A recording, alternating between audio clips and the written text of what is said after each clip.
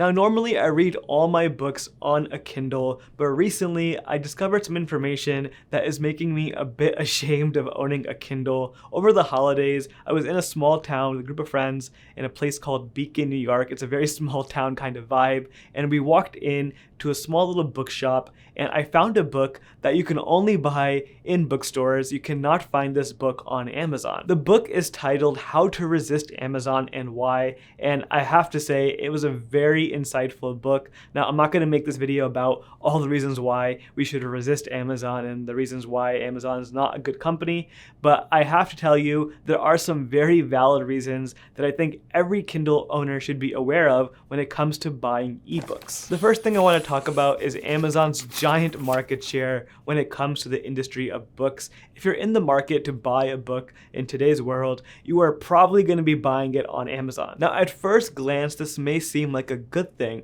Why wouldn't we want a giant online marketplace of books, a huge catalog to choose from with low prices? This seems like a good thing for consumers, but what's going on behind the scenes is a bit more complicated. Now, the first thing is over the past several years, Amazon is quite literally putting small bookstores out of business. I won't get into all the details of how this works, but essentially because they're pricing their books so cheaply, these small businesses and small bookstores that are in your local community, they just can't compete with Amazon, so eventually they go out of business. On top of that, because Amazon is sometimes selling books at such a low price, they are actually devaluing the price and value of a book across the entire industry. This is not just bad for bookstores, but it's also bad for authors who are making a living off of books. Now, even though I love reading ebooks, there is still something very magical about going into a physical bookstore and browsing all those shelves and picking up a book, flipping through it, holding it. That's a feeling that will never be replaced by a Kindle or any other e-reader.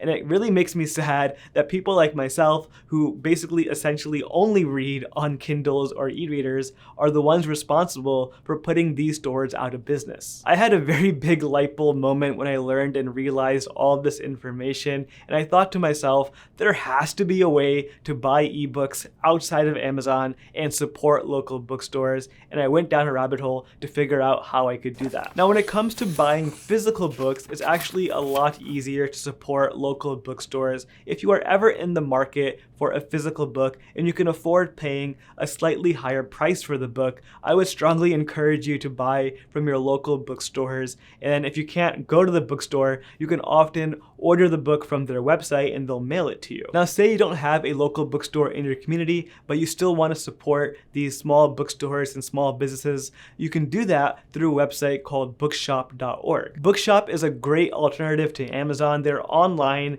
and they have a huge catalog of books to choose from, but the cool thing about them is that when you buy a book from their website, they will split the revenue that they earn with local bookstores. Now, all of this is really nice and pretty straightforward when you want to support independent bookstores with physical books, but when it comes to ebooks, I'm actually really struggling. A lot of these independent stores don't sell ebooks for sale. They only sell physical copies, which was something that really caught me by surprise. Now, I am still really new to this topic, so maybe I'm just being ignorant here. I'm based in America as well, so maybe it's different outside of the country. If you have a local independent bookstore in your country or your city that sells ebooks, please leave a comment down below. I really am curious and would love to hear more about that. I was really hoping that bookshop.org would offer ebooks, but when I went to their FAQ, they very clearly said that they don't offer ebooks right now, but they hope to build out an ebook platform in the future. And it seems like it's been written this way for a while now, so I am not sure if there's any immediate plans for an ebook store to come out on Bookshop. The only other stores that I've really come across that sell ebooks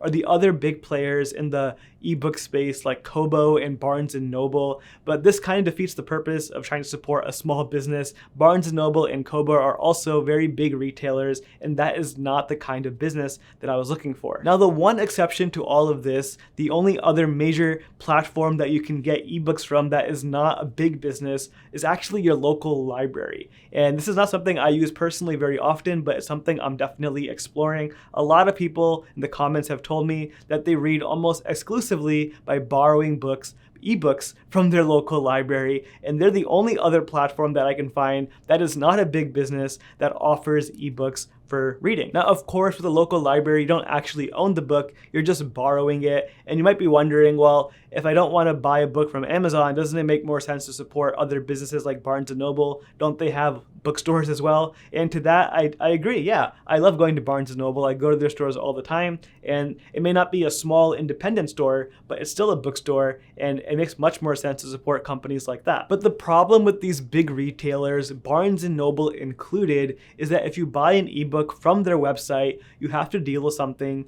called DRM. Now, really quick, before explaining what DRM is, I want to just say that regardless of whether you read Kindle books, physical books, or any other type of books, reading is what matters, and building a reading habit of any kind can definitely be a hard thing to do. Something that really inspires me to read regularly is being part of a book club, and I actually have my own nonfiction book club. Every single month, I pick a new nonfiction book to read, and I read it alongside a giant community of bookworms from around the world. If you want to read a new book with me every single month and participate in discussions and just talk about the books as we read them, I'll leave a link down below for the book club. It's completely free and a lot of fun. I really hope to see you there. All right, let's say for example, you end up buying an ebook from Barnes & Noble or even Kobo, but you want to read the ebook on a Kindle. Now, you would think this is something that's simple to do, but it actually is not. Whenever you buy a book from these major retailers, you're not actually buying the book. What you're doing is more like buying a license to read the book,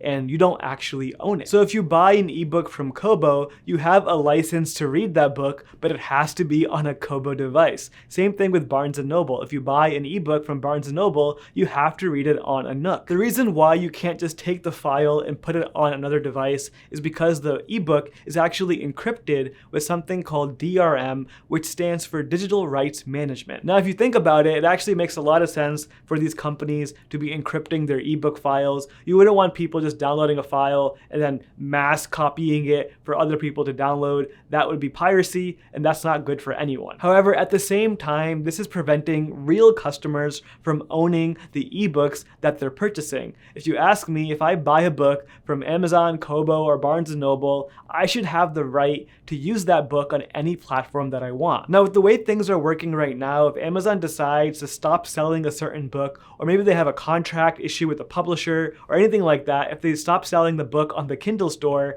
I will no longer be able to download it even if I purchased it. This is exactly what happened in China when Amazon shut down their Kindle store there. Anyone who owned a Kindle or had books purchased in that country, they can no longer download them if they lost their Kindle. Now, depending on where you live, some countries do allow individuals the right to remove DRM from their ebooks or any other digital goods that they purchase.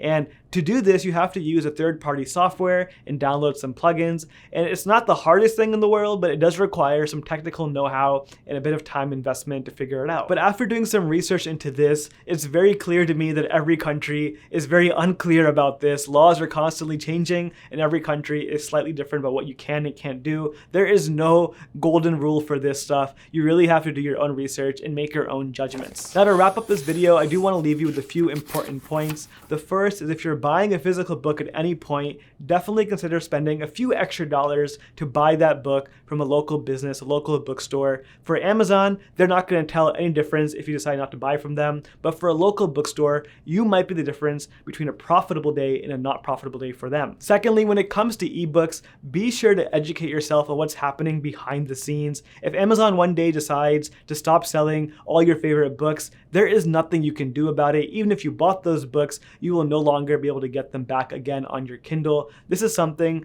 that really woke me up from the Amazon ecosystem. I love the convenience of Amazon, but there's so much more happening underneath the surface. Lastly, check out your local library for ebooks as well. You don't have to buy every ebook that you want to read. Borrowing them is also a very great option, and you'll be supporting your local community at the same time. And also check out to see if removing DRM is legal where you live. That is something that I think everyone who owns an e-reader should do some research on to know what's happening in the laws in their country. Now, I have to make clear that I still love my Kindle. I still read on it every single day. I am not anti-Kindle, and I still intend on making videos about the Kindle, but I am right now very actively researching other options out there in the world of book tech to see if there are more flexible things that I can use for my reading needs. I would love to hear from you if you have any ideas for e-readers or apps I should look into. This is a new topic for me that I really want to explore in 2024. Thank you so much for watching. I'll see you next time.